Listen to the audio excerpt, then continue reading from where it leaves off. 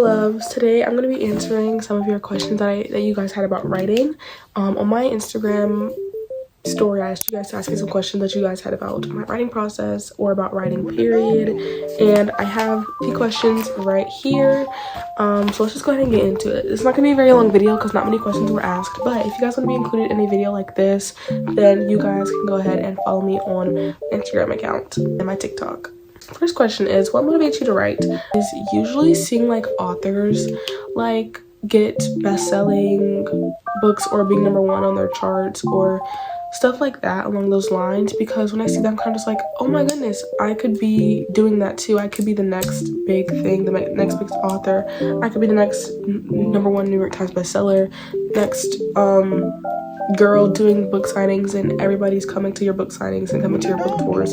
So I kind of feel like seeing the other authors do that, and it kind of gives me the motivation to be like, I could do that too, if not better.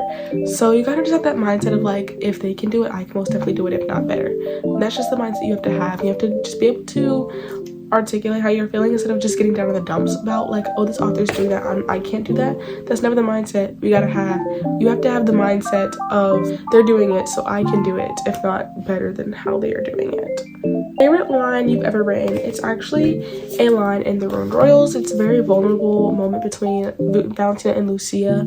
And it's basically, they were like, Valentina was really upset, and so Lucia is trying to comfort her, and she goes, hate is only temporary. And I just feel like that was such a beautiful line, because it's true. For some people, for a lot of people, hate is only temporary, and when it is permanent, it's usually just because the person is forcing themselves to hate this person, or unless they did something real crazy to you, the hate is only ever temporary. If you have someone who's talking about you, the hate is only temporary, and it gets to a point where you're forcing yourself to hate them instead of just letting it go. How hard was it to actually have your book produced? This was the easiest part of the whole writing process, because writing and editing your book is definitely the most difficult part when it comes to this in the first place. So writing takes forever, especially if you don't have your full idea out. So you're kind of just like forever sitting here like, oh wow, this is taking me 7,000 years to finish and to write. And then when you finally do get it finished, you have to do the drafts, the different drafts, like second draft, and you have to I do multiple drafts before sending it to the editor. So I do about 3 drafts, and the editor's draft is the 4th draft. I definitely do think that between the editing and the writing, those are the hardest parts, because there's so many drafts and so much time that goes into that. And then actually getting it published was the easiest part, because Amazon Kindle Direct Publishing was so simple. We got the pre-order set up literally the same day. Copyright and ISBN took a day, because I didn't do the free ISBN, I did a paid ISBN. Honestly, it's very inexpensive. It's a very expensive route, but it's definitely so worth it. But ISBN took about a day to get processed and to get the official ISBN, and then copyright we did the same day as the ISBN, and we got the confirmation email, I want to say like the next day.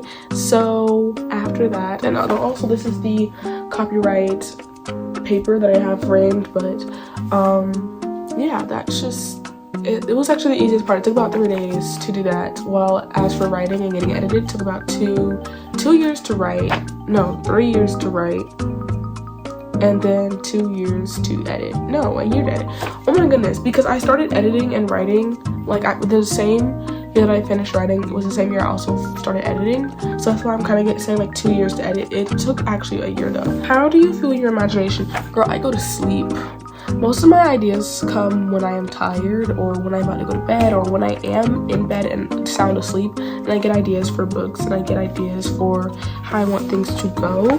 So I definitely do think that for me, at least, I can't speak for every author, but for me, sleep is definitely what fuels and gives me the energy and gives me the ideas for new novels or new chapters, or any place where I find myself being bored. I start to think about my book, or think about different ideas, and when I'm bored, I start making up concepts for different things, and that's kind of also how my stories come to life, because I have these stories in my head. I'm just like, oh, this would be such a cool story to do, be fun to write, be fun to entertain. And the last question we have here is, how do you plan out your stories? So I have right here a notebook. This notebook is for my current work in progress, which you guys will actually hear about like in a few days on my Instagram.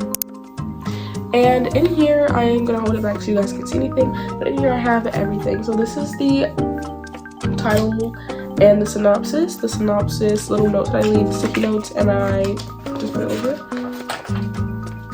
Character information, once again, sticky notes as always, but character information here on this page. And then we plan out the full chapter. So I do like chapter 1, you flip, you'll get chapter 2, chapter 3, and then so on and so forth. And then even like, I'm gonna try and find it, but there's also a page where it even comes like down to the promotion of the book, like promo. And I'm still like, since there's still, the book is not even finished, there's still promo that I can be doing. So promo, and then I have just like a list of ways that I want to promote my book when it comes out, or in preparation to have it come out, and all that good stuff. So yeah, that is it for today's video. I love you all so much. Thank you so much for tuning in, and it's the end of Maddie-Miss Day 25. So thank you all so much for tuning in for the past 25 days with me and just enjoying this time with me, spending time with me.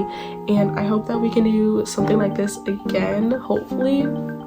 I'm gonna go take a well-needed break though. Like, I am, like I do every year, gonna disappear off the face of the earth for the next week as I prep my content for January. I also own a public relations company, which follow that Instagram for the public relations company. It's linked in the description. But I have a lot of like social media I manage. I don't just manage mine, but I have clients and I have stuff to plan out. So I take the last week of January to reset, recharge.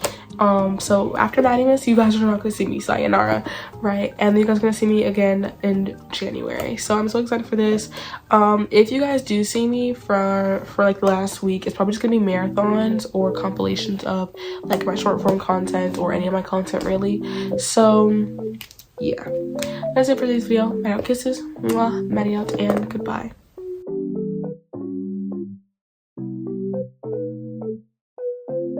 What the dog doing?